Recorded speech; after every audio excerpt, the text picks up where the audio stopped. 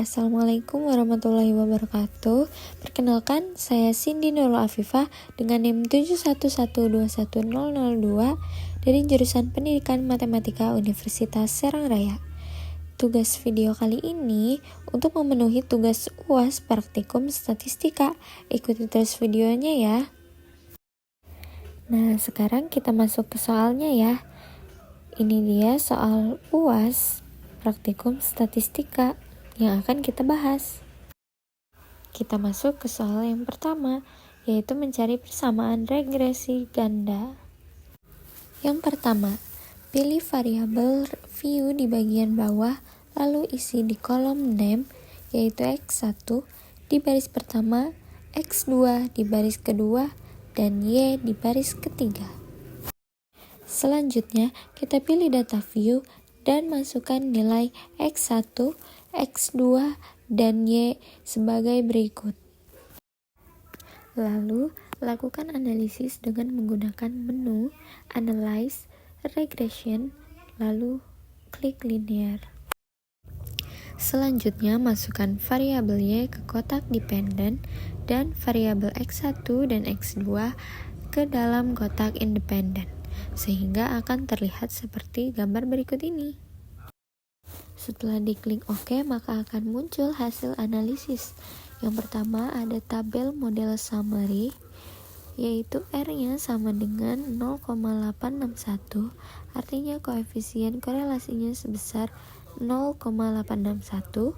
Lalu yang kedua ada R-square sebesar 0,741, menunjukkan angka koefisien determinasinya. Artinya, variansi dalam prestasi dapat dijelaskan oleh kebiasaan belajar dan kecerdasan emosional melalui model sebesar 74,1%, sisanya 25,9% berasal dari variabel lain. Yang ketiga ada adjust R-square, itu sebesar 0,697, dan yang terakhir ada standard error of the estimate, itu sebesar 3,381 yang menunjukkan ukuran tingkat kesalahan dalam melakukan prediksi terhadap variabel terkait. Selanjutnya ada hasil analisis dari tabel ANOVA, digunakan untuk menentukan taraf signifikansi atau linearitas dari regresi. Hipotesis penelitian yang pertama, H0 tidak terjadi hubungan linear antara variabel prediktor dengan variabel dependen, sedangkan H alternatifnya terjadi hubungan linear antara variabel prediktor dengan variabel dependen.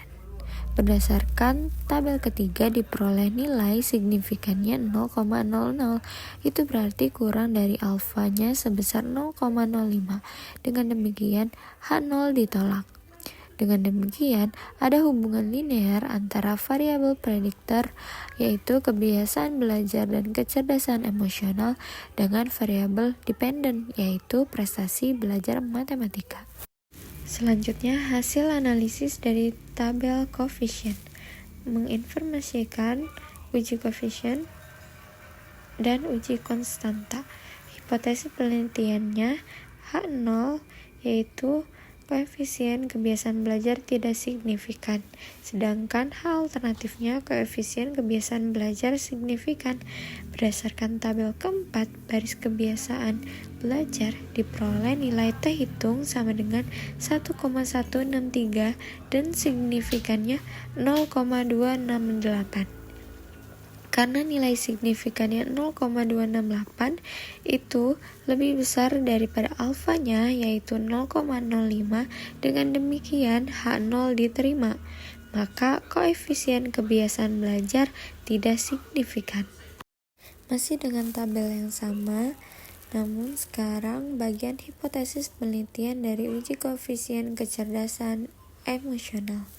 Yang pertama, H0-nya koefisien kecerdasan emosional tidak signifikan, sedangkan H alternatifnya koefisien kecerdasan emosionalnya signifikan. Berdasarkan tabel keempat, baris kecerdasan emosional diperoleh nilai T hitung sama dengan 1,832 dan signifikannya 0,092. Karena nilai signifikannya 0,092, itu lebih besar daripada alfanya yaitu 0,05, dengan demikian H0 diterima, maka koefisien kecerdasan emosional tidak signifikan. Kemudian hasil analisis yaitu hipotesis penelitian dari uji konstanta. H0-nya konstanta tidak signifikan, sedangkan H alternatifnya konstanta itu signifikan. Berdasarkan tabel keempat, baris konstan, diperoleh nilai T hitung yaitu 0,727 dan signifikannya 0,481. Karena nilai signifikannya 0,481 itu lebih besar dari alfanya yaitu 0,05, dengan demikian H0 diterima, maka konstanta tidak signifikan. Kesimpulannya, model persamaan regresi diperoleh dari koefisien konstanta dan koefisien variabel yang ada di kolom unstandardized koefisien B. Berdasarkan tabel ini diperoleh model persamaan regresi prestasi belajar matematika Y itu sama dengan 9,299 ditambah 0,279 dikali kebiasaan belajar atau X1 ditambah 0,598 dikali kecerdasan emosional atau X2, atau persamaan regresinya yaitu Y sama dengan 9,299 ditambah 0,279 X1 ditambah 0,598 X2. Kita masuk ke soal selanjutnya yaitu mencari korelasi. Yang pertama, pilih variabel view di bagian bawah, lalu isikan di kolom name X1 di baris pertama, X2 di baris kedua, dan Y di baris ketiga.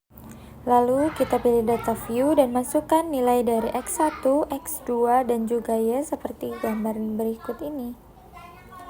Kemudian, lakukan analisis dengan menggunakan klik menu Analyze, Correlate, lalu klik Bivariate.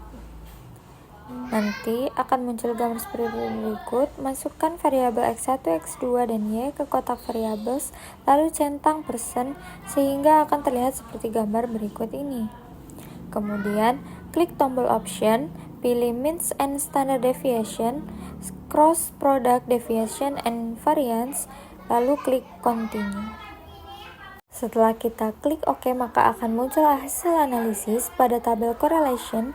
Nilai signifikannya yaitu 0,000 sehingga kurang dari setengah alfa atau 0,025, maka H0 ditolak.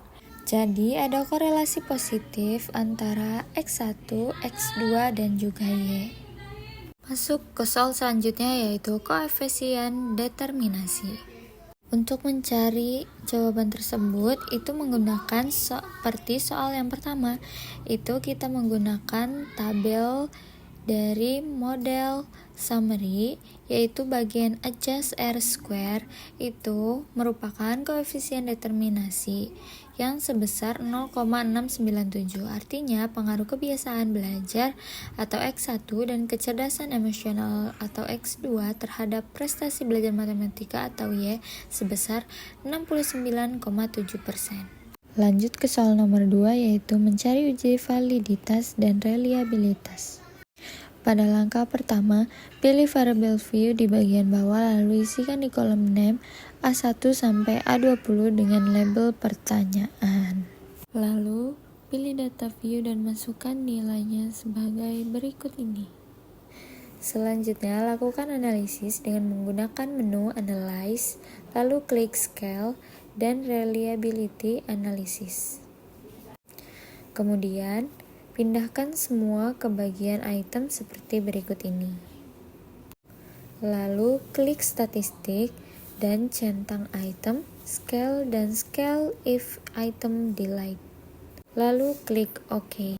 Akan muncul hasil analisis. Yang pertama, menentukan nilai R tabel dari pertanyaan yang valid melalui DF sama dengan N dikurangi 2, di mana N merupakan jumlah responden. Maka DF sama dengan 16 dikurangi 2 sama dengan 14.